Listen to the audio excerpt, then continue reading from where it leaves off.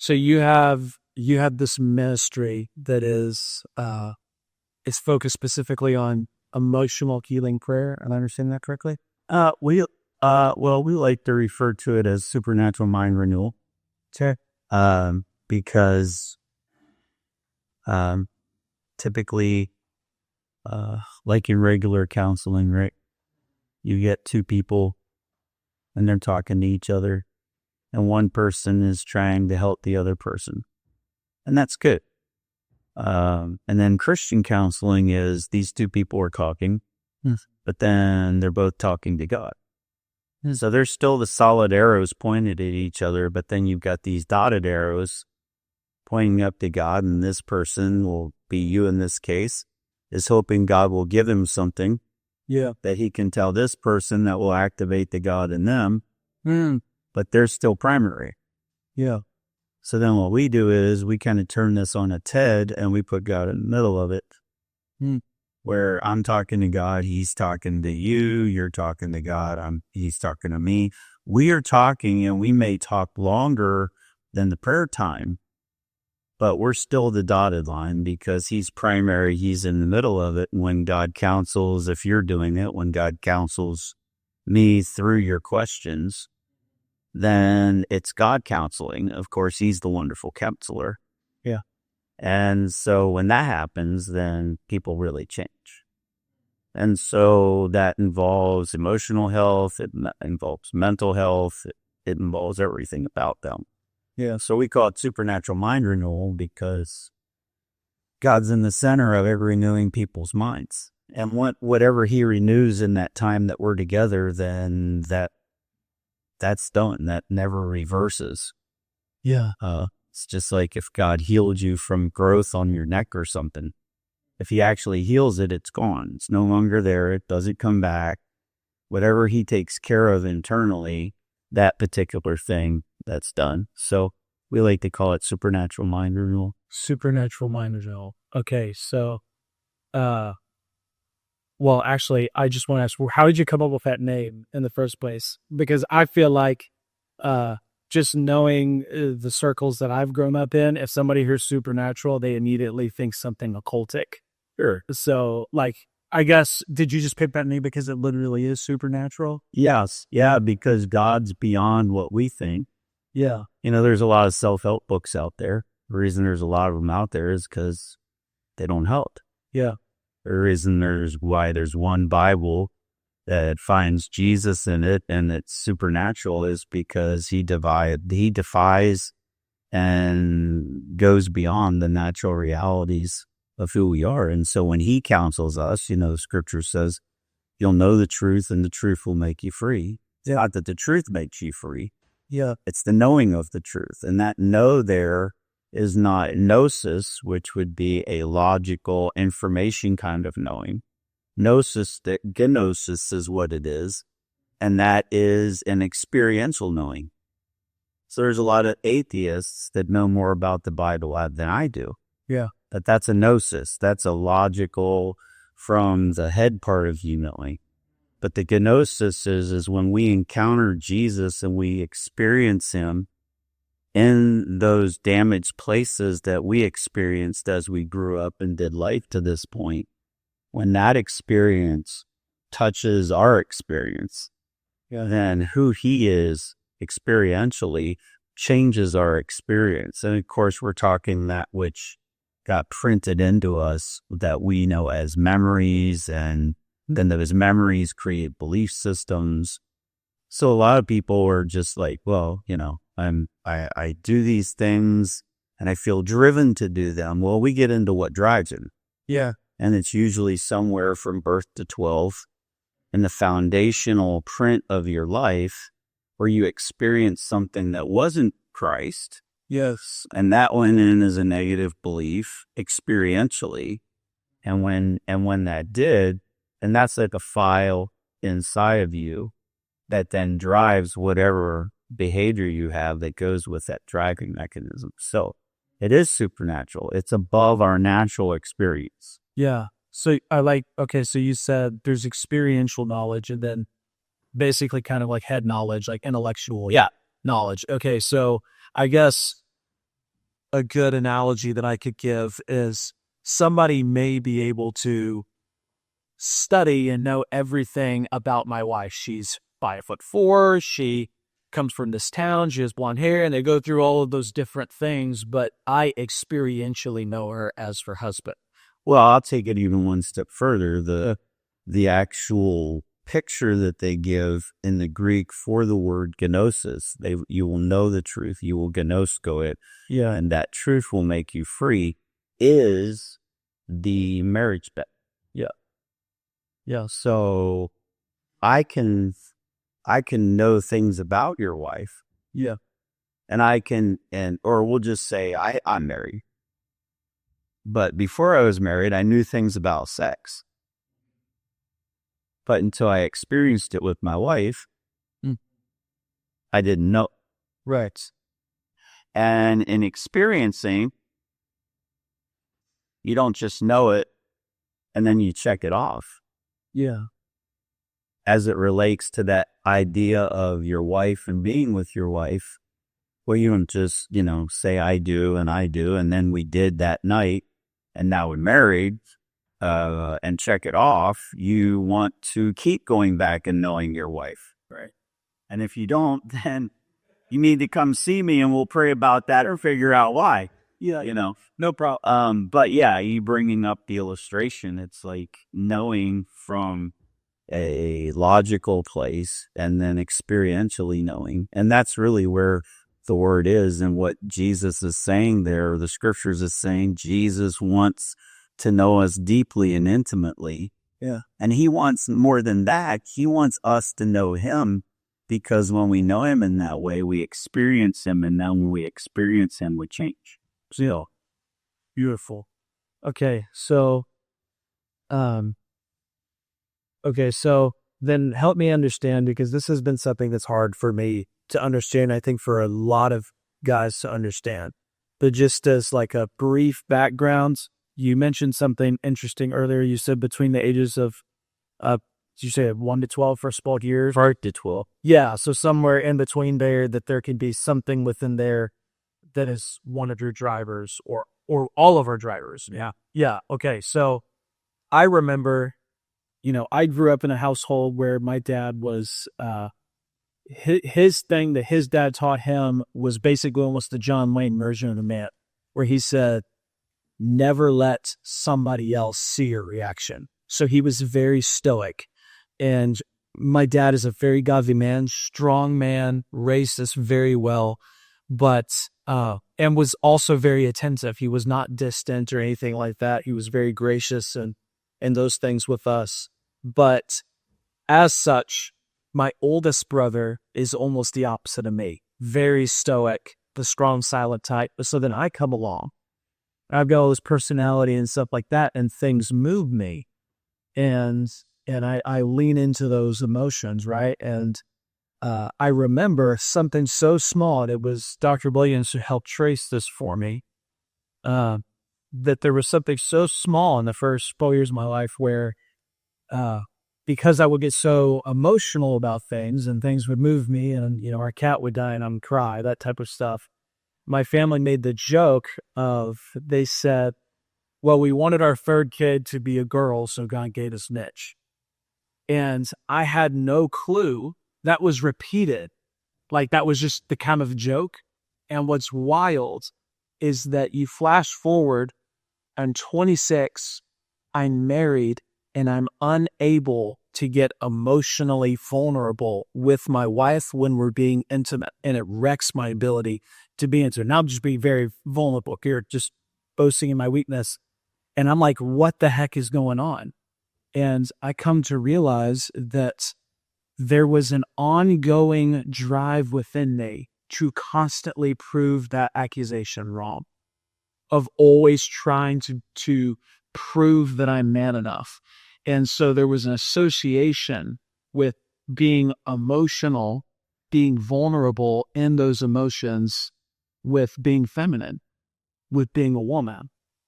And so I wouldn't lean into those. And so obviously I had to go through a healing process. But the reason I bring all of that up right now is, even to this day, I'm 29 now, turned 30 this year. And, you know, my wife and I have a fantastic marriage. I connect well with my daughter, but it's like there's this one stubborn area left, and it's that place with the Lord where I feel as if I worship him with all of my mind and with all of my might. But that place of with all of my heart and all of my soul, it's like I can't get there. Once upon a time I could, but it's like I can't seem to get there now. And so it's like, how do we get from that place of intellectually knowing God, worshiping God with our mind? God, I'm honoring you with my actions and how I'm treating my wife, how I'm pursuing these things, and like that deep level of knowing that you're talking about. How do you even get to that place? So, well, I think it's realizing that what prevents me from being in that place. And what prevents me from being in that place are the things that formed up in me during that time period foundationally. So it's not ironic that you're saying this is how things are between God and I, because that's the picture that your father gave you of how men are supposed to be. And that's probably how he engaged you.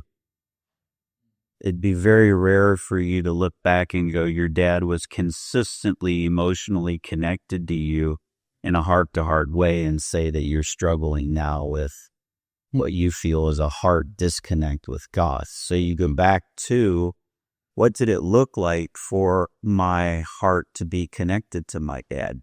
And more importantly, it's what did it look like for my dad's heart to be connected to me? Because every kid loves their parent to the point of abuse and death. Right. But if I sit down and say, what if that little boy were here, what would he tell me of his dad's heart's connection to him day in, day out consistently? Was he physically affectionate day in, day out? Was he verbally affirming day in, day out? Did he take time on a consistent basis, even if it wasn't day in, day out? Maybe it was on a weekly basis, and it's just him, and he's focusing on connecting with you and talking to you from a heart place and saying, express your heart to me, not necessarily in those terms, but for the sake of what we're doing here today to make it black and white. Right. It's all of that. And your statement to me was, this is how men are met. We're stoic. We don't show emotion. And now you're saying, I love God with my head, I love him with my might, but I can't seem to connect with him with my heart. Well, you gave us the reason why in the picture, the one statement picture you gave with your dad. And so it's going to that place, that in my world is called the orphaning of your heart. So you have physical orphaning when parents aren't there. And then by default, you have emotional orphaning because the parents aren't there. Yep. But I can grow up in a home with two parents, love God, great people. But if they don't connect to my emotional heart as I grow up, I can develop the same mindsets about myself potentially as 300 kids in a third world country with no parents. Because it's not about physical proximity. And you could say, well, yeah, I'm just for the sake of the saying, you can say, well, my dad was a great spiritual man. Like, he taught, he was active in church. He took us to church. Well, that's great, but that's spiritual. Where again, is he connecting with your emotional heart?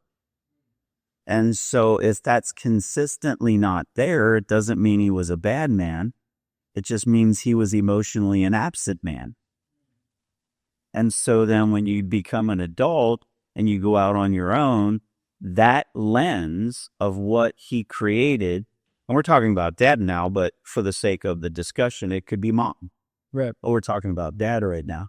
And so whatever they create as the parental lens for emotional connection, without any realizing consciously that's the lens that you'll take to God from a parental standpoint. And there will either be connection or disconnect. And then we figure out, like in what I do, we ask the Holy Spirit to take us to those emotionally disconnected little boy moments inside where it may not been that your dad was negatively emotionally connected. It just may mean there were times and seasons as that little boy was growing where he was just absent. And here's the tricky part. As an adult, let's say this is the adult you. You now know as an adult what you couldn't know as a child. Right. Logically. Yeah. You know dad worked hard. You know dad provided a roof over your head, clothes on your back, food on the table. And you know that now as love for you. So what we all do is we rationalize from what we know as adults to our childhood pain. And we tell that little boy, hey, get in line here. Yeah. Dad did this, dad did that, dad did, oh, okay. And because it's a little boy area in your heart complies. Yeah. It comes right in until it gets triggered. And now all of a sudden you're feeling it. But then once you realize what's going on, it's like you got two huppets going on inside. Your head goes, hey, you need to get back in line. Well, I really don't want to get back in line, but I'm going to get back in line. Yeah. But then there can be more severe things that you felt that it gets triggered. And all of a sudden that little boy comes out with an AK-47 and some C4 and goes, hey, I don't care what you say. I've had enough. Right. I'm coming out. Yeah. And that's where we get those huge sturges. But a lot of times with what we're talking about, where it's the orphaning of your heart, it is, as you said, it's a disconnect. I described it mainly when I'm sitting down with people as there are these things that get committed to our lives in painful events. They print in as memories. Like your dad screams at you as a little boy. That's a memory. That prints. You got a video. And that's like a knife going in your chest and then a wound. And we're taught in church, hey, you need to forgive this, verbalize it, let it go. The knife pulls out, the wound heals. Now you got a scar and a story to tell. It's done. But on the other side, it's not what gets committed to your life in pain. It's what gets omitted from your life in good emotional connection every day of your life. And that's not a knife. That's a little teaspoon being applied to the emotional earth of your life every day. Well, you don't think about this, and it doesn't really hurt, and you don't know this shouldn't be happening because you're just developing. So one day turns into 1 month, 1 year, 6 years. And then after 6 years, you got a little groove. After 12 years, it's really a gully. It's kind of like at that point, like your steps off like half an inch or an inch naturally. Yeah. But you don't sit down with a bunch of your friends at recess at 12 and go, all right, Tom, we're kicking our shoes off. Take the ruler. Let's check where our feet are and how our backs are doing. Yeah. You're young, you're flexible, you got rubber-soled tennis shoes. You just keep moving. Yeah. And so then you get to about 18 to 24, and all of a sudden this turns into this. And you can actually feel it now. Yeah. So a lot of people wake up one day in the midst of that, and all of a sudden something's not right anymore inside, but nothing's really gone wrong outside, and you can't place it. Yeah. And that's because this is now felt. And most people describe it as a void or an empty place, or what I commonly hear is, I have this alone place inside. I know Jesus. I know I can experience him, but I still feel this alone place. Yeah.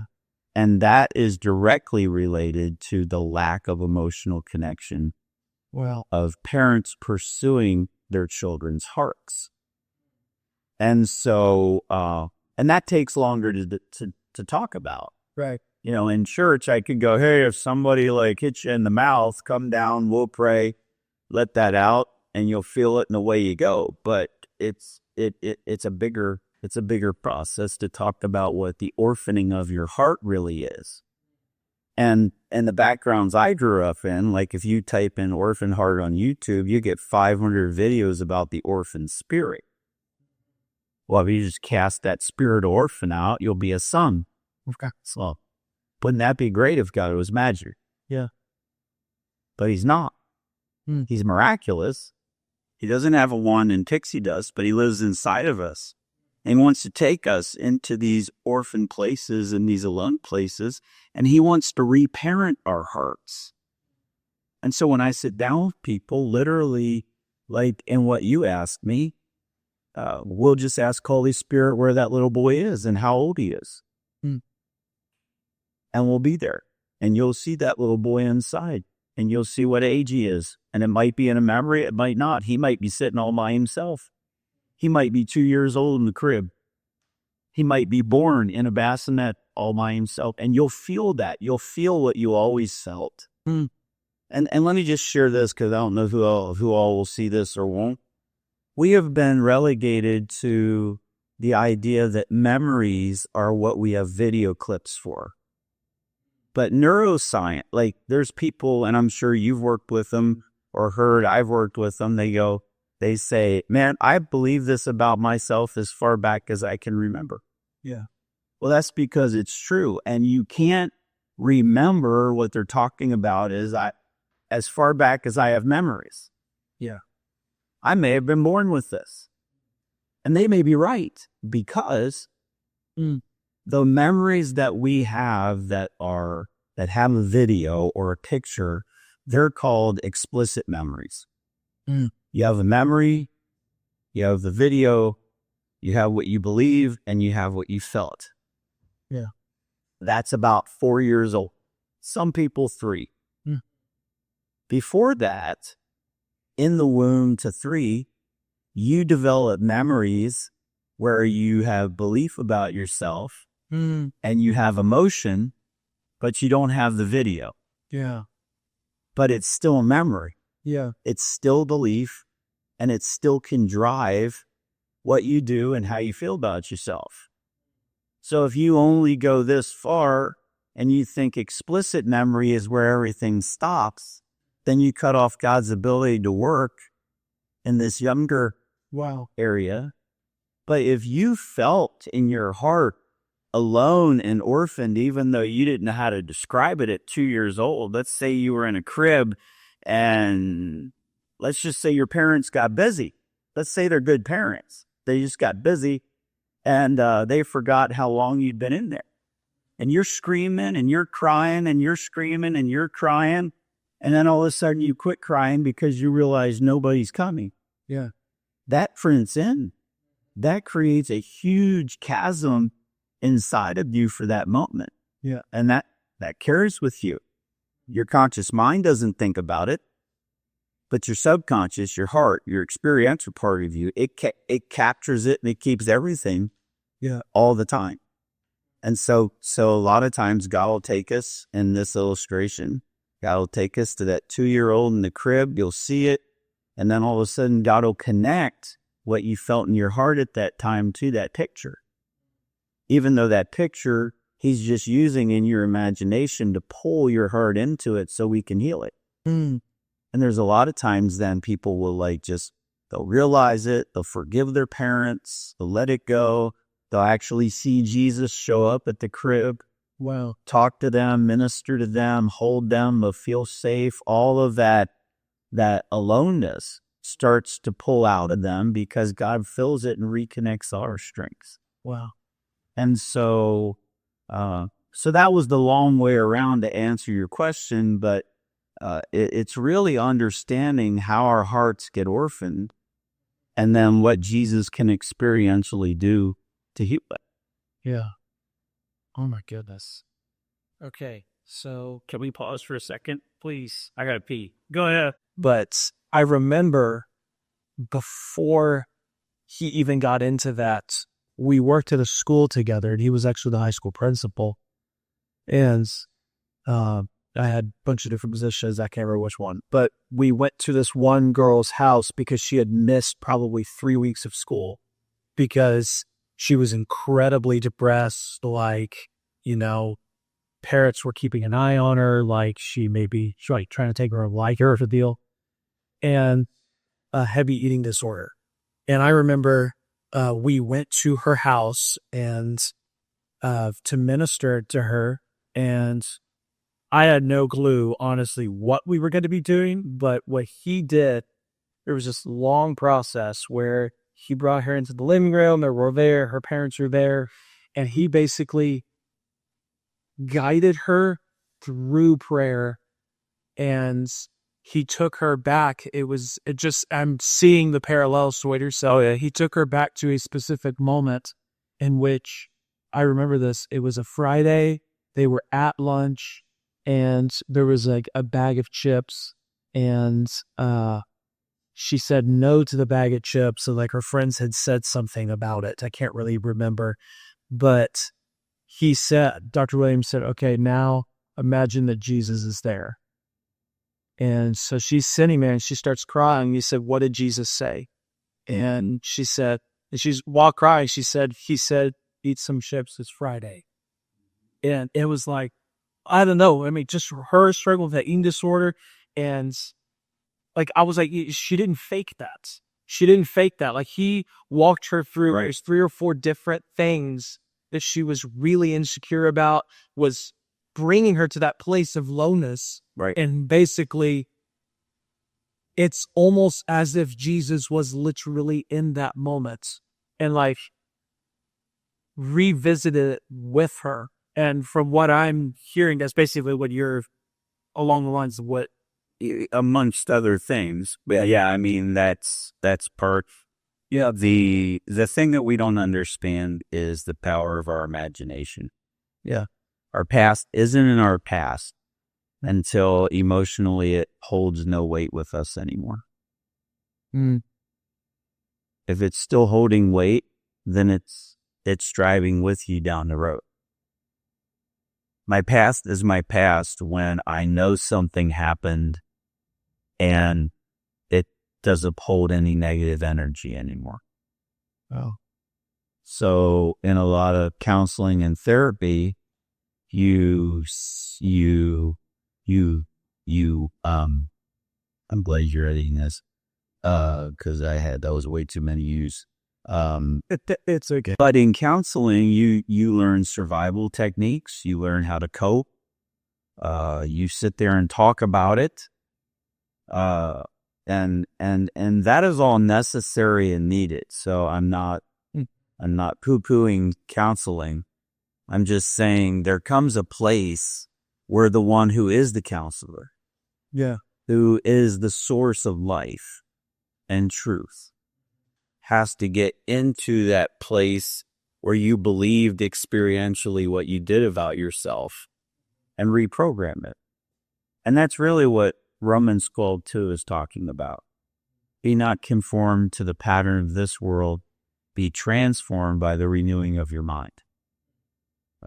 The pattern of this world is it's easily said this way. The Passion Translation does a beautiful version of this. It literally says, stop imitating the thoughts and the ideas of the culture around you. Stop imitating the ideas and the thoughts of the culture around you. Well, where does that grab a hold of you? Verse 12. When your mind is in a mode where it's mind, meaning mind, heart experience, is just absorbing because it's a blank slate. It's a terabyte hard drive with nothing in it. And by experience, all these things are downloading into the foundation of your life. And so the reality then is that Jesus has to go in and renew your mind by transforming it. So there's your conform to the pattern. And those patterns can be a family, stop imitating the culture around you. Cultures are home culture, peer culture, school culture, church culture. Those are all the cultures pretty much in general that are there as you're in these early years, with one being bigger than the other ones. But all of those are printing. Hmm. And so stop imitating the thoughts and the opinions of the culture around you. Be transformed. That word transformed there is metamorphosis. Hmm. It's where you go from a caterpillar to a butterfly. So you got caterpillar or a larva, caterpillar, chrysalis, where the larva or the caterpillar goes in, right? And then out pops this butterfly. Well, when I was growing up, I had this little book that had a caterpillar that on every page would eat something, right? And then it got to a butterfly, and the face of the caterpillar was the same the whole way through it. The face never changed.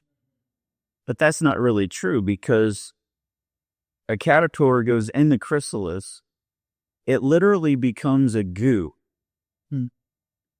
There's nothing left genetically. It becomes a genetic goo. And in that goo are these cells called imaginable cells, or for our sake, imagination cells. Those cells can become whatever is latent in them to become. So if the program in those cells was an elephant, out of the chrysalis would pop an elephant. But in them is the butterfly. So they start doing their thing, form the butterfly comes out, now we have a butterfly. That's the picture God gives us. That word is used 3 other times in Scripture. It's used twice of the Mount of Transfiguration, when Jesus transfigures. It's also used in 2 Corinthians when it talks about God's glory. So the idea that God's wanting to show us here is there's such a complete change that we look like Jesus. Anything that was there is no longer there. We look like Jesus, and we reflect his glory. So when Jesus came out of the grave in John 20 and Mary saw him, she had no idea who he was. He had been transfigured. Yeah. But she had walked with him. She had followed him. She wept her tears onto his feet and washed his feet with her hair. She had no idea who he was until he said her name. Why? Because he had gone into the grave, in the chrysalis, if you will, and when he came out, he was the butterfly. And so in every area of our lives where we have an issue, that's caterpillar thinking.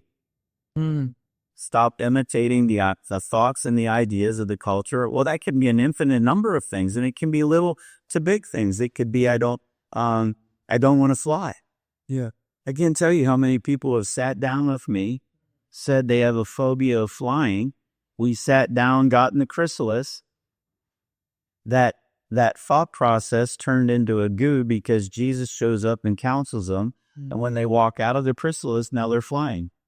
Wow. So a lot of times when people hear these things like about my ministry, and what we do from what that doctor did, they think about the most horrible things that could happen to somebody. And they go, well, I didn't kill anybody. I didn't rape anybody. I haven't been raped. I don't need this. But it's any thought or idea that doesn't line up with Christ in us. So if I can't fly and I can't get peace and I'm supposed to fly, that's a thought and an idea that happens somewhere in a culture that's preventing me from living my best life. Wow. So it's not just big things then, it's little things, and it's everything in between. So the interesting thing is a caterpillar can only see in shades of light and dark. And as we know, it's always on the ground. So it's always looking down, but it only can see in shades of light and dark. And it doesn't have a whole lot of movement. It gets in the chrysalis, goes to a goo, butterfly pops up, butterfly comes out. Well, just think about the difference in mobility and where it can go versus where it could go. It's a whole new world. Yeah. And not only that, this caterpillar that could only see in light and dark, now the butterfly sees in ultraviolet light on a level we don't even see. That's insane. And now what's cool is The flowers, you want to talk about how God creates things. Flowers, the reason why butterflies can figure out where to go to get what they need on flowers is because flowers literally on the petals have ultraviolet runways. That's unbelievable. Well, think about that. Hmm. So we have stinking thinking that forms up in us in these early years of our lives. And God takes us from place to place in that. We get in the chrysalis, or if you'll allow me a little liberty, the Christalis. We get in Christ. We let him change our stinking thinking to a goo. Mm-hmm. And then he rewrites our hearts in the imaginable selves into what he wants them to be. And then when we come out, it's like him coming out of the grave. Hmm. And a lot of us have seen this just in our transformation that we call salvation. We have this divine encounter with the Godhead through Christ. And we show up in people's lives and they go, who are you and where did you come from? And some people, unfortunately, make their family and their friends so uncomfortable, they want them to go back to what they were, right?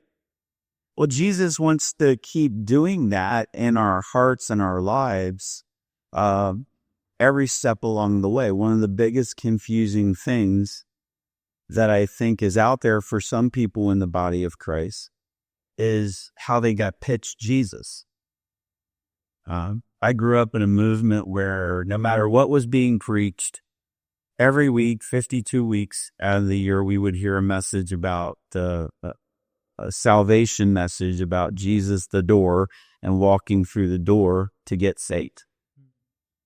And the problem with that is you don't move forward in the whole process of walking in the kingdom. Mm-hmm. And so there's so much more to what God wants to do. And here's the message. You have a round size hole in your heart. Kind of sounds like that place in me that feels alone.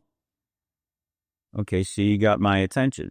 Well, if you give your life to Jesus, he's that round size peg for the round size hole in your heart. And you've been doing all this other stuff, and those are square pegs and they don't fit. Yeah. Like Jesus had this powerful experience. The euphoria of that, because my spirit being comes alive to his spirit. Yeah. And there's a euphoria in that. Some it's really radical, some it's not as radical. But you know that God is there. You know that there's a relationship now. Yeah. But over time, the euphoria that dies off, and all of a sudden, the aloneness in your heart comes back. And you go, well, everybody smiles and dresses to the nines in church, so it looks like it's working for everybody else. But did it work? Did it happen? Was it just an emotional thing that occurred? And the problem is because we don't talk about the fact that there are two types of orphaning. There's spiritual and soulish. And when our spirit being is made alive to Jesus' spirit and we realize that union, that takes the spiritual orphaning immediately away. But we still have these prints where our soulish heart felt alone.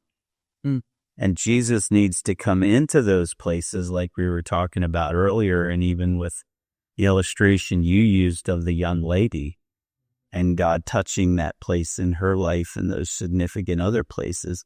He just needs to come in and either reconnect the heartstrings, if you will, or fill that area where they felt alone and now they don't feel alone. They feel safe. They feel protected. They feel loved. And so that's where it gets confusing in this. But all of that, and here's the thing, I talk out of what I do in ministry. But the reality is any time, it could be in a service, it could be in a movie.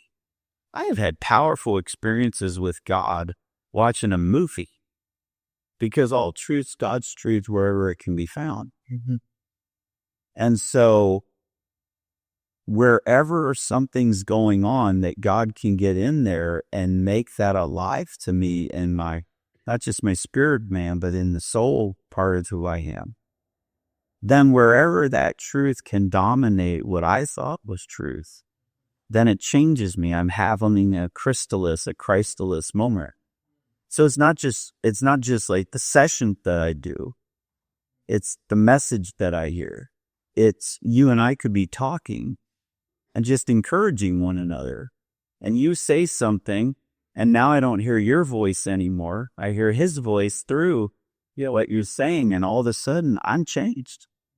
So it's these little moments, and then it's like you said with the gentleman you work with, there are these big moments where we need help because we're a body. Yeah. And we all need each other. And so the reality is stop imitating stop imitating the ideas and the opinions of the culture around you. Be transformed by the renewing. That renewing there is like a house being renovated. Well, houses don't get renovated all at once. So even though we have this salvation experience and we have this new union with Jesus, he wants to go into the different places in our house and renovate them as we walk with him in this relationship. And then it says, then you'll be able to know what his good, pleasing, and perfect will is for your life. So if we struggle to know what his good, pleasing, and perfect will is, we need to stop and go, okay, Jesus, by your Spirit, help me to know what opinions and ideas I'm believing that you need to change so that I can keep moving forward in life. Mm. So my wife, she grew up in an environment that was very different from mine. She didn't get saved until she was 21. And what's wild is our paths crossed the very next day after she got saved. But there's been a common theme for us where we met, and I could see some of the issues within the church that was great, and she got saved there. But I could see some issues, and so I kind of guided her away from some of those things just with doctrine and stuff. But as time has gone on, there is an element of her relationship with the Lord that I envy.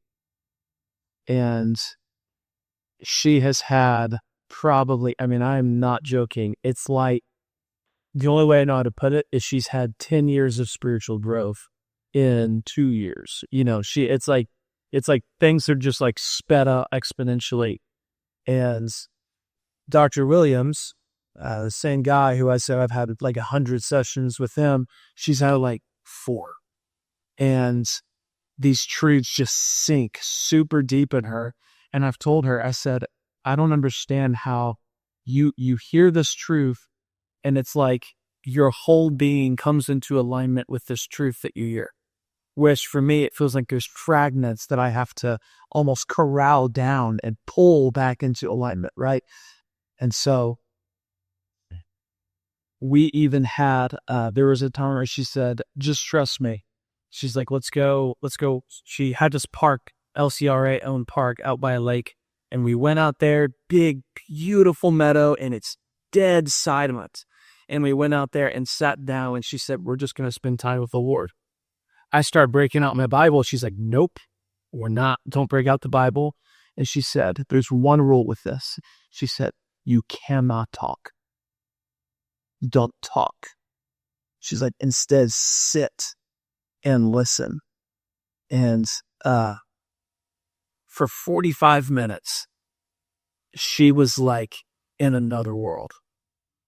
Eyes closed, and she starts having tears coming down. And she is able to enter into that space. And by all means, you could say that she's had more traumatic experiences than I have. And yet, she takes it to the Lord, specifically that thing. And over the course of a week, she seems to just have roaring success. Whereas for me, it's my mind goes, okay, so let's work through this. like, okay. And I start praying, okay, God, I need you to, and it's like the intellectual part of my brain stubbornly refuses to not be the primary driver. And so, like, this is such a loaded question. I mean, you talk about essentially getting to that place where Jesus does come in and he brings that healing, or he points you to the thing. I don't even know how to get to that place, if that makes sense. And so how do you do that? Well, part of the problem for you is you're having to unlearn what you learned in order to move forward, and she doesn't have any of that. Correct. So that's part of the problem. She says, okay, we're going to sit and we're going to have time with Jesus, and you're immediately doing everything that you were programmed in the logical part of you, and she doesn't have any of that. Yeah. And so the reality is that some of that in and of itself is mind shift. Because I'm sure we'll just go back to this. I'm sure when you're in intimate moments with your wife, you're not breaking it down logically and going, hold on a minute, you need to put lingerie on, and then you need to do this, and then you need to do this, and then I need to do that. And, if that's going on, tell me later, we'll do a prayer session about that. But I'm going to guess, like any other man, where are you? You are fully in your experiential heart, which may still be thinking, but it's not thinking from the logical side of you. It's thinking from the heart side of you. Yeah. So I would begin to encourage you, what it sounds like your wife's doing is what they used to do in the early church, which they called them the mystics, which was that she's learned to walk into that place in her heart where the presence of God dwells, and she's just right there with them. And she's having what they would call a mystical experience. Because back in the day, there wasn't a Bible. It was just the Holy Spirit. Yeah. So unfortunately, in the evangelical community, without calling any one denomination out, but just generally speaking, we have put the Bible and what we would call spiritual discipline practices on the same level as walking on an experiential relationship with God. And that is the experiential relationship with God. And all of that ends up in the logical part of us. And so that has really done all of us who's grown up in that a disservice, because God doesn't meet with us in the logical part of our mind. He meets with us in the experiential place of our hearts. So it would have been a lot better if we would have been taught how to do from childhood the very thing that your wife was trying to do with you out in the middle of wherever you were.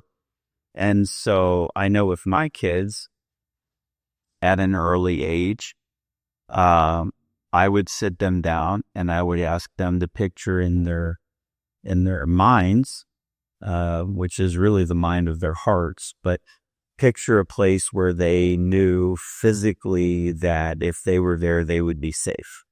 And so they would all do that. And then I would say, now I'm going to invite Jesus to show up there. I want you to find him. And they would do that. And then I would say, now we're going to have Jesus talk to you and communicate to you. And I'd have worship music going on in the background, just opening them up in their hearts to this reality of meeting with Jesus. And I can to this day remember, amongst other experiences, I can remember when every one of them met with Jesus and realized he was real and he was engaging their heart and they were feeling it because their eyes got as big as saucers and they were like, and so I've just cultivated that with them, you know. And one of my kids is extremely logical and very thought oriented. And I think the hardest thing for thinkers, we all think, but there are people who are thinkers where it goes in, they got a big analyzer in there, they got to run it around on that analyzer, and then they got to run it some more, and then they kind of get okay with it, and then they're going to think it through one more time just for good measure. And it sounds like I have one in front of me, and that is because, so that is okay. That's their process.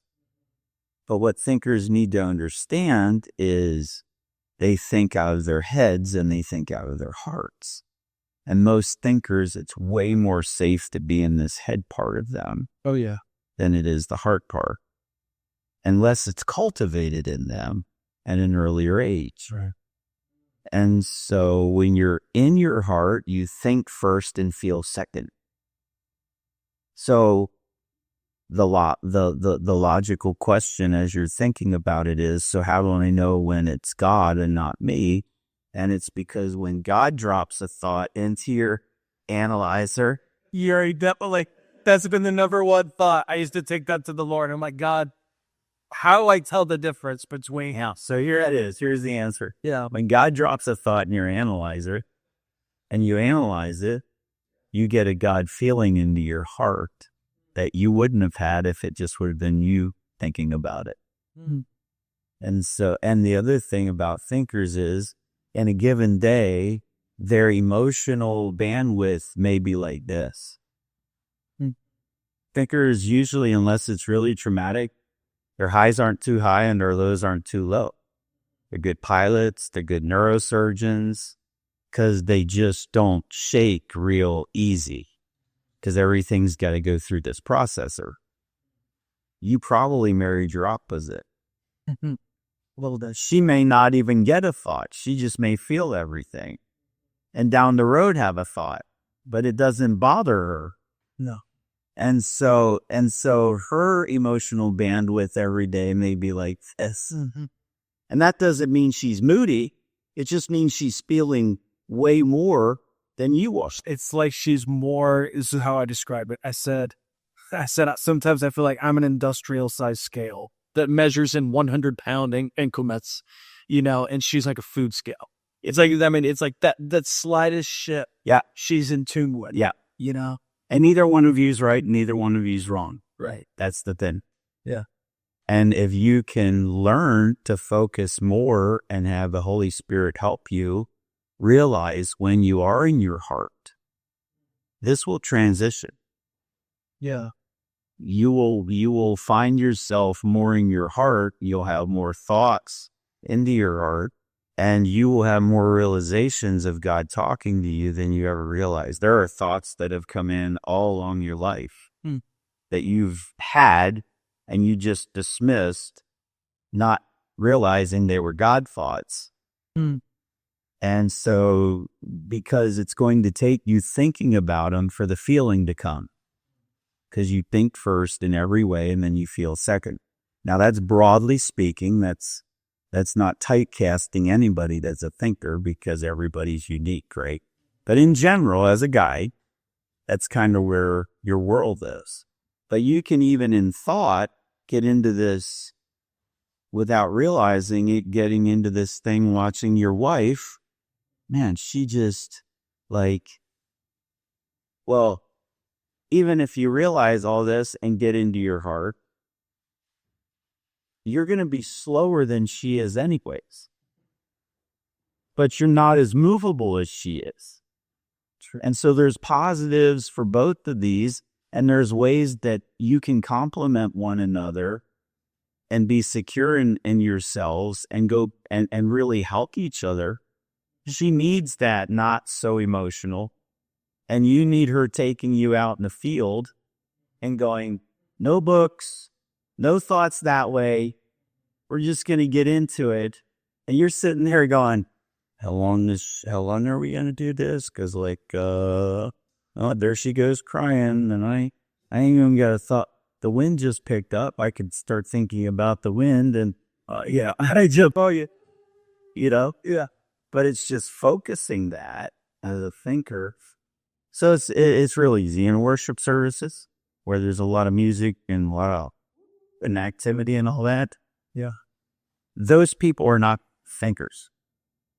They're feelers, they're seers, they're hearers, generally not thinkers that are leading. So you stand there as a thinker and you're wanting to worship God. And the worship leader's going, can't you just feel the presence of God everywhere here today? And you're going, nope. When do we get the words so I can think? Absolutely. Yes. 500%.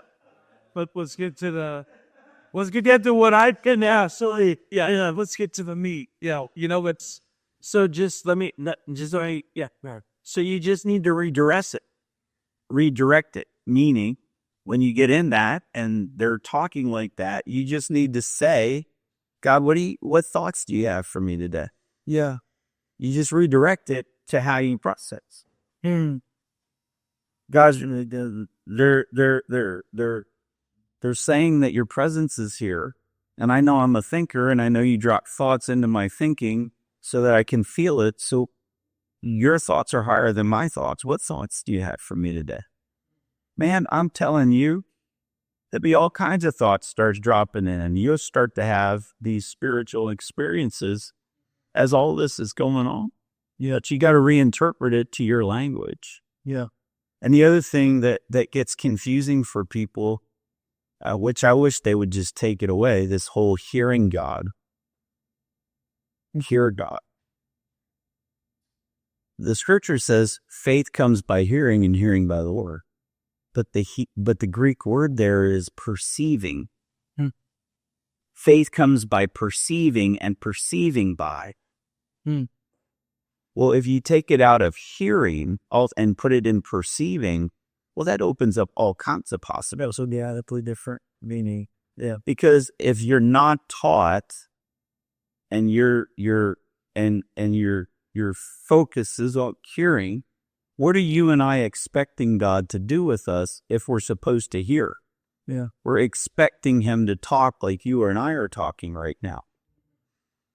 And so somebody stands up in front of us that appears spiritual and says, man, I just heard God say, which reinforces it's supposed to be like this. right. But that's only one of four ways, primarily, fundamentally, that people get things from God. You get them through thought. So that's never going to register for you. And if you're not taught differently, you're going to think the rest of your life you're somehow screwing this up and you can't hear God because your perception of the word hear means this. And so you immediately cut off all these thoughts that are coming to you. Yeah. As if they were God, because you got to hear something like you and I talk. Right. And so there's thoughts that God drops in thinkers. People who see inside, they get pictures and visions of things, and God talks to them through that. There are people who hear, they hear a word or a statement or a phrase, and they actually hear it. Sounds very similar to their own voice, and yet it's a little different. And when they capture that, they start to engage the presence of God. And then there's people that feel. They just feel God's love, and they know God loves them. They feel safe, and they know. So they're feeler, sensor people. But if you just take here, and you get taught all that, which I have people come and sit down with me that are 2 weeks in the Lord, 20 years in the Lord. And I've got to walk them through that because nobody in their development and their discipleship ever taught them how to perceive God inside. But He wants it as simple as breathing. because he wants relationship with us, and he wants deep relationship with us. Right. So I mentioned earlier that I've kind of always had this deep well of emotions that I would draw from to the point where, especially when my wife and I were dating, I would write her things, and I loved letting those things flow out. And when her and I met, I was a youth pastor, and what's that Jacob and Esau wrestling that I mentioned earlier is almost like, perhaps it is that thinker, that mechanism that you described, that everything gets filtered through and it has sent a long filtration process. It's like there was that, and there was this undeniable like daily experiencing with God that I was having. And this would often muddy or complicate this one from time to time. And I would unnecessarily, stress myself out. Like, am I hearing God correctly? Am I really, and that was a thing for me. And I think in recent years, so I'd be curious to know or hear just kind of your outside perspective with the limited information I'm getting here in our time span. But that's, I had those experiences, and I've had wildly vivid dreams where the Lord's revealed things to me, and he has shown me things that were coming in the future. He has revealed to me spiritual realities that were going on around us. And it's like it didn't start when my wife and I got married, though it is like something, I don't know, maybe it was the responsibility or something shifted, but keeping it vague enough just because people will watch this, there was a 1.5 year time frame that ended this past December where I was just in a very unhealthy organization. And it's like upon entering into that organization, it's like my ability, that being able to just experience him that I talked about earlier, it's like there was a meat grinder within that organization designed specifically to grind up and like grind into dust your ability to hear. And since coming out of that, it almost feels like it was all just a dream in some way. Like it was just so bizarre. But I think even that's what I'm wrestling with now, is it's like it's brand new for me, for that thinking to be so overwhelmingly like it dominates everything, that getting back to almost the first love type of experience with God feels so far away. And this is what I've noticed as a result. 2 things. Number one, all things when it comes to the Lord, I feel like I'm walking in with eyes wide open, where it's like I've almost recklessly just, Lord, I will throw myself into whatever you want me to. And so that's why I jumped into that most recent thing. And the hurt within it was so bad that it's like all things were like, okay, I'm going to make sure I'm not too emotional, because I feel like I wouldn't have gotten that hurt if I would have let that analytical part of my brain take over. I would have seen some of these things. So all things are almost like, okay, God, we're taking a few steps. Okay. And I'm kind of looking around.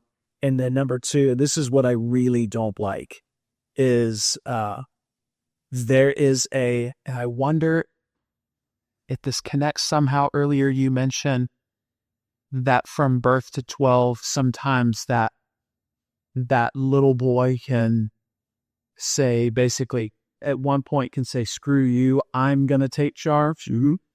I don't know if it's that, but there is an anger that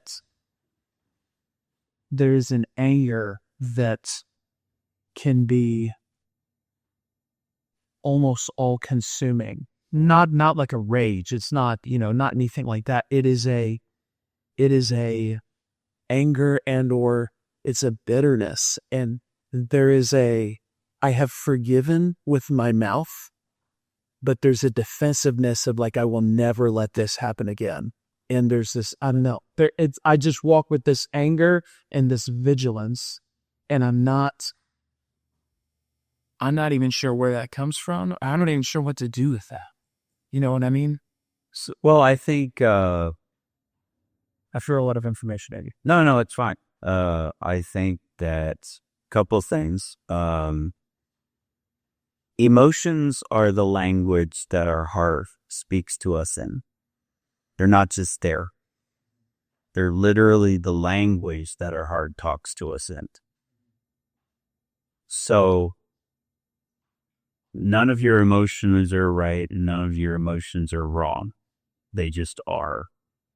You don't choose your emotions. Your heart basically communicates to you through them what it's experiencing as you go through life. So people will come to me and go, I have an anger issue. I'm like, you don't have an anger issue. Well, yeah, I do. They told me I have an anger issue. I'm angry all the time. Be that as it may, that's not your issue. You have a broken heart issue. If we let the anger take you to what's wrong, and then we deal with what's wrong, the anger goes away. So in your circumstance, it could be that there's, for the language we're using, there's this little boy area of your heart that whatever happened, you said, I'm never going to let whatever. Well, that's a vow. Sure. Vows are ironclad. And just because you made it as a little boy doesn't mean it goes away because you're an adult. Your heart is incredibly obedient to your will and your determining. So if you were damaged as a little boy and you vowed nobody's going to do this to me again, or whatever the vow was, that stays there until you tell your heart to let it go, even if you've forgotten about it consciously. So there's that. Another way that we stay angry is we take on other people's lives and experiences that we have no business carrying. There's a myriad of emotions that can come with that. Anger can be one of them. You can have an experience where you've forgiven, but you still have a memory that still has that feeling in the memory because that's how you felt in moments. So forgiveness doesn't take care of, it only takes care of offense. But I grew up in a movement that said, forgiveness takes care of everything. So I keep forgiving Bob for whatever Bob did. And then that week when I saw Bob, I'd still want to punch Bob in the mouth. Correct. But I was taught, you just haven't really forgiven. Yeah. And the reality is I did forgive Bob. I felt myself forgive Bob, but I had this memory of what Bob did. And now I need to get in the chrysalis with Jesus, and I need to let Jesus heal the memory or do neurosurgery on the memory. And now I've forgiven Bob, and God's taking care of the memory with Bob. Now Bob walks in the room, and I may not want to hang out with him, but I don't want to beat his brains in either. Yeah. So there are a number of things, as you said what you did, that because of what I do, run through my head almost like a checklist, because this is what I do all over the world every day, all day. Right. That I go, I'd like to be able to tell you it's this while we sit here, but I can give you different thoughts about different things that it could be and go from there. The other thing that, as you were talking, I don't know if I was seeing it or just aware of it, is when you go through toxic churches, There is just a season in your life where it's like a detox. Hmm. And you can't move any faster than what your heart's willing to do to detox. Hmm. And it sounds like your heart's detoxing. Hmm. It sounds like there's things that got so deeply embedded in your heart in a painful way. I mean, that's a very, whether you realize it or not, that's a very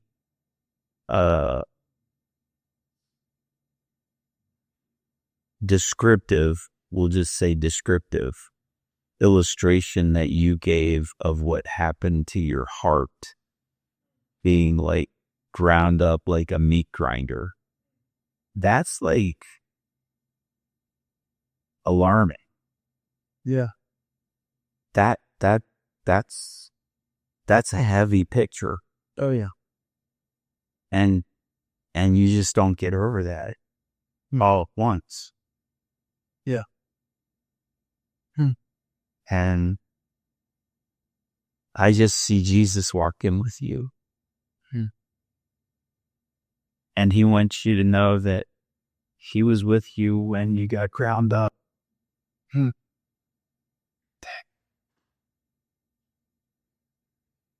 Oh man. And that wasn't his will. And he's sorry you went through it. Hmm. But you weren't alone. If he made himself unrecognizable on the cross, it says he became unrecognizable. Yeah. That abuse he took, he became the ground up meat. Hmm. If he wore at the cross the day he died, you wouldn't know it was him. Yeah. You wouldn't recognize him. Yeah. And so you just need to know that you are in a safe process now. Hmm. And God's not going to let that happen to you ever again. Praise God. Yeah. But you just need to know that this isn't going to take a lifetime to heal up. Hmm. But it is going to take a minute. Yeah. Because he's going to teach you some things you wouldn't have known if you hadn't gone through it. Hmm. And he was watching and he was saying this far and no further. Hmm. Yep. And the lessons that you're going to glean out of it as you heal are going to make it that you never go through it again. And that you're going to be able to have empathy for other people in a way that you never did. Yeah. And so while it was hell, it was also a maturing and a growing. And you're in the process that as you heal, you also mature. So don't fight the process. Because I hear it saying you're fighting it a little bit. And he wants you to know, don't fight the process. Let yourself feel the pain so that you can feel his presence, so that you can feel peace again. Hmm. But the main thing I hear him telling me to tell you is you were never up. Hmm. Hmm. Oh, even when you got mad and said, "Where are you?" He was right. Yeah. Hmm. Dadgummit.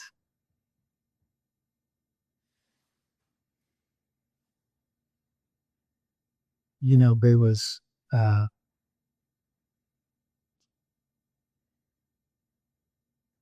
think the thing that marked all of that, and man, it was so hard seeing it affect my wife. And in the first 6 months of our first baby being born, and I mean, you can say she's the most beautiful baby I've ever seen in my life. That's ridiculous. I could. It was. I mean, my wife is aware, obviously, of how I felt, and I struggle with it. But it was like it's like I could be holding a loaf of bread. There was that little emotional, like, and it was I cannot even connect with my daughter, and it was like ridiculous confusion off of the charts. And so I think as you were speaking, this little thing that jumps up in my heart, almost as like a wait type of thing is it's like, I understand intellectually why he would allow certain things to proceed as such.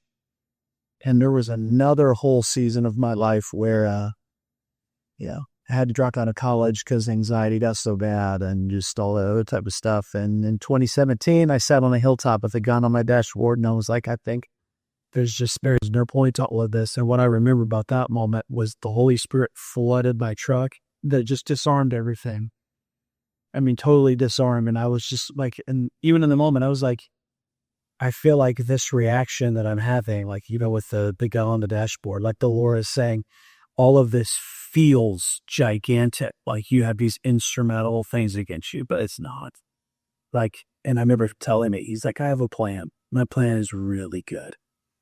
And so I put that gun away and I drove away from that moment, not clinging on to that hope, but it was just like, oh, okay, I believe this.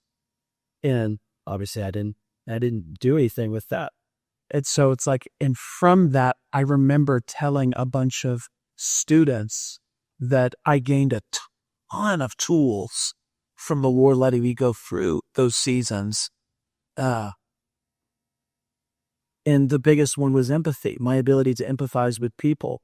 And so it's like, it's while I understand that reality, that now in this instance, there's very much that little part of my heart goes, how can I trust you not to take me back into that place where Because he never took you to the areas.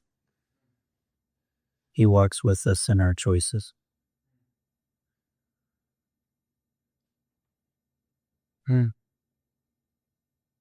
made a choice, he walked with you. Yeah. You got ground up, he walked with you. It will be more about what you learn as you detox and you heal.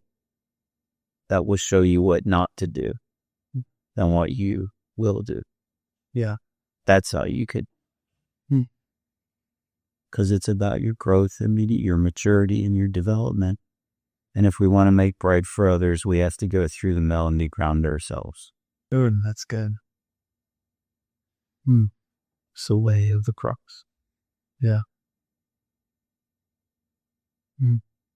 Nobody that does something mighty for God walks a life that doesn't get hurt deeply. Yeah. Dang. So what you need to understand is that you're in a season where moment by moment, week by week, month by month, God is working out what got ground up. I mean, those are your words. Yeah. Ground up means there's nothing that you can tell was bone or sinew or meat. Well, that takes a minute to get that all worked out. Yeah. Even in a miraculous way. Yeah. I mean, have you seen like physical crazy healings happen where like an arm's bent backwards and now it's forward again? There's actually a sequence to that in time and space where you're watching that arm supernaturally shift forward. It's not like you blink and all of a sudden it's forward. Yeah. It takes a minute. That's what the Lord told me on Tuesday. When, like I said, I felt just whatever that thing is in church. And that's when he called me to that fast. And so I did. And on Tuesday morning, and I go and meet that pastor, for the whole hour and a half that we were there, I mean, we really just kind of prayed. And he was so, how I even say it, he was in it. It's like he was somewhere else in that prayer.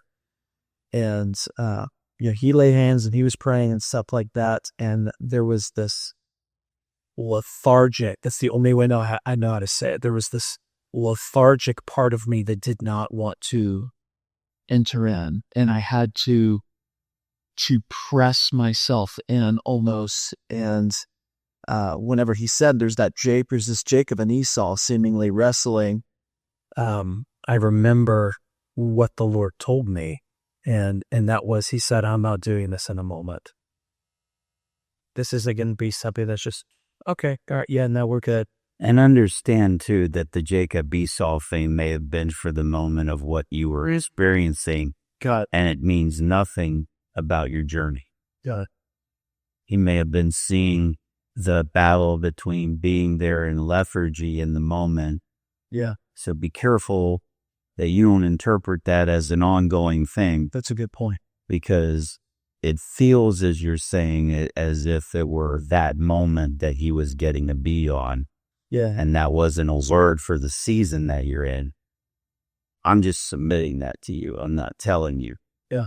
The other thing that I will tell you that I see is there was a story one time where this guy was beside a glass window in a restaurant and a bomb went off and the glass blew into his body and they got the big shards out and he healed over. But for the next 10 or so years, every year, he would have to go to the doctor because the body was working the shards, the little shards that had blown deeper into his tissue to the surface. Yeah. So every year he would go in and they would make little incisions and pull more glass out and smooth it over. And then the next year there would be more, and the next year there would be more. And I'm not saying this as a one-to-one correspondence, but it's just a picture to get you to know that in a different picture, it's not healing overnight. It's when we have serious traumas to the body, sometimes there's more than one surgery required. When you have a serious trauma to the heart, it's just like when you go through a natural trauma. There's shock and denial, there's hurt, there's anger, there's acceptance, there's all these stages to the trauma. That happens emotionally. So I think you're past the shock part, but I think you just need to understand that even some of the bigger pieces may be healed, but you may find on this journey shards surfacing that weren't noticeable because those represent the effects of what happened going through the grinder and not the action of the grinder. Yeah. Does that make sense? No, that makes and that's just, and you have to have a season for that because God wants you to understand what it is that actually happened to you. Yeah. And he also wants you to experience him so you have a new understanding of the relationship you're in with him. Right. If he just came in like a neurosurgeon and did a surgery in one day and walked out, well, you're better, but you don't get to know the doctor. Right. The process that you're in is the deepening of your relationship with him. And I just hear him saying, you just need to relax. Oh, goodness. Quit having an expectation of what you think things should be and let it go and just go on the journey. It's a lot less stressful. Yes, it is. Yeah. I think I think there is, as leaders, I think we can get some things twisted sometimes, or maybe oftentimes, because of that responsibility, where I think because of, again, my wife and my daughter, and then we have a son who's 3 months away from being born, and then these 44 guys, who are showing up to these live calls and all this other kind of stuff, that I can almost try to default to what I know, which is basically double down on intensity and discipline, and everything will just work itself out. That you can almost, by sheer force of will, bend things back into place. But if I'm understanding you correctly, what you're saying is that what the Lord is communicating and what He wants to do is a process of surrender and release and submission, and not by white knuckling discipline, doubling down of intensity. I think what I'm saying is there was a time in Paul's life where he prayed 3 times that God would remove whatever we want to know the thorn in his life to be. Which means he knows Jesus could have removed it. And Jesus basically told Paul, no.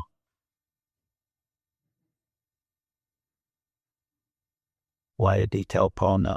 Because basically he was telling Paul, if I remove this, the revelations and the understanding that you have of me are going to so captivate you and take you over that you're not going to be any good on the planet.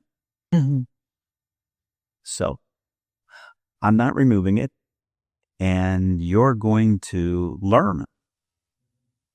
Now imagine that, all that time, all the things that he's walked out with Jesus, being in the desert, hanging out, having these unbelievable revelations that he couldn't even utter on the planet. And Jesus goes, you had this one thing to learn yet, Paul. Yeah. That my grace is sufficient for you. And my strength is made perfect in your weakness. You have weakness right now. You can quadruple down.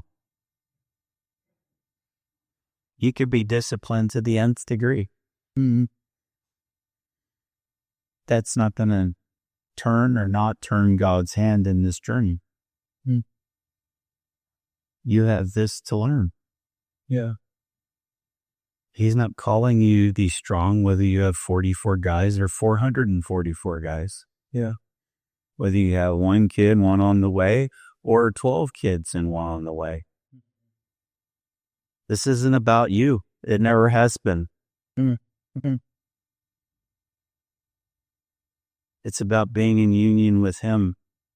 And where you're weak, where your pain is, where you're struggling, knowing that he's perfect and he doesn't expect you to be. It's all about you being in partnership with him and letting him be enough, because you don't need to be enough. Yeah. You don't, because you can't. Yeah. You're quickly growing into a situation where you can't control and handle everything. And it is going to be a new dependence like you've never known. And you're walking right into the center of where you need to be. But where you need to be is going to require you to understand that you're going to have to learn how to let him partner with you way more than you have. Yeah. And you're going to feel weak. And Jesus says that's a great place to be. And that's counterintuitive to everything we've been taught in American culture. Yeah. That's American culture. You're walking right into kingdom culture. That's awesome. and scary, Yeah. all in one. Yeah. So the healing, everything, is learning that if I feel weak, that's a great place to be. Isn't it interesting? He says to Paul, in your weakness, I will be strong. My grace is sufficient for you. My strength is made perfect, mature in your weakness. Hmm. You don't need God in your strength. You won't find God in your strength. Hmm. My strength is made mature in your weakness. And yet we fight against the idea of being weak as if it's flawed or less than for me to be a man and have weakness. Hmm. And God says, I love when you're weak. Hmm. I love when you're weak because then I get to show you how strong I am. But I don't want to be weak. I'm supposed to be strong. Right. It's like, why? When you can find the mature components of my strength, be weak. Hmm. Hmm. I get concerned at this age for people who come off as they've got everything worked out and figured out, and it's like they have no flaws and no weaknesses, because then, according to this, they don't really need God. Mm-hmm. And if they don't need God, then I wonder how much of what they're doing is God. Because if what you're doing you can handle, you've probably shrunk what you're doing to you. Yeah. Drawing from my own. Rather than realizing that you've been walked into a space where your strength doesn't handle all of it, your skill sets don't handle all of it, and yet you're right where God wants you to be. That's exactly right. And so go along for the ride.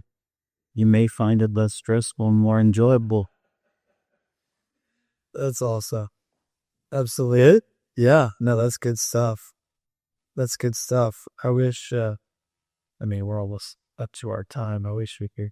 I didn't know what our time was, but Yeah. Well, we're, firstly, you need to get him back down here again. Oh. And, yeah, there's a whole different array of things I'd like. So didn't know I was prophetic, did you? I figure. Well, you know now. Yeah. Yeah. No, when dangerous for you if you're gonna sit here beside me like that and share your heart with me. That's gonna help out. What's cool is whenever I left my house, or before I left my house, whenever because he texted me about this specific date like 6 weeks ago, 7 weeks ago, whatever it was.